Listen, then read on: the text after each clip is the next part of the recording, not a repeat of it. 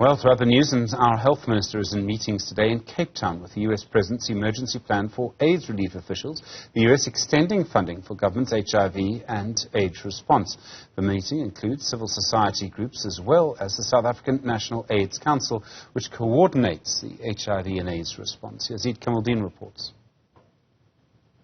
The South African Health Minister has been meeting today with the United States President's Fund for AIDS Relief, as well as various civil society organizations.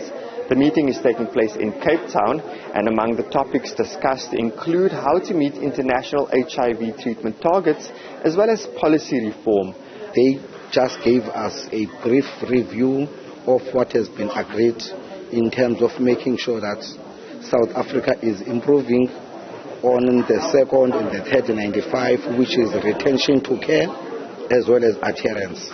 And one of the important things that we made input on here is to say our AIDS response in South Africa is not sufficient without the involvement of civil society and communities.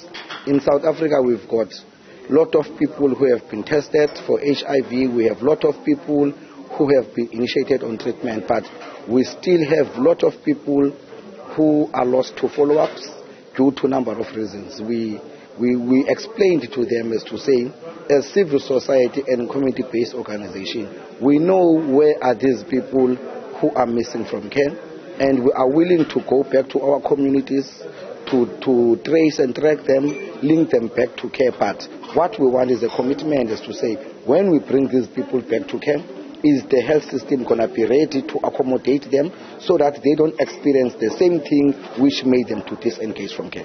PEPFAR has announced its plans to further fund the South African government's HIV and AIDS action plan. Is the plan on track, and how do you think this funding should be spent? The other mistake that PEPFAR is doing is not to fund directly community-based organizations and civil society, because most of the times decisions are taken around the table about communities, but they don't open a door for community-based organizations and civil society in order for them to make inputs in those discussions, because there is nothing about us without us. So that's why today one of the submissions that we have made is to say, amongst these decisions that are taken, there must be voices of civil society, so that civil society is not only called to tick the box, but suggestions from civil society must be taken into consideration so that we can be able to turn around the situation. So it is our wish that this meeting is not like one of those meetings where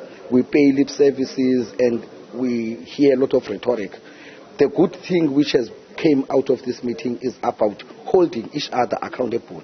So we need to go down on the ground at clinic level, because that's where there is non-accountability. That's where majority of people living with HIV and K population are discriminated and stigmatized. That's where their status is being disclosed without their consent. That's where when they miss appointment, they are made to stand right at the back of the queue. So these are the things which we want them to be addressed on the ground.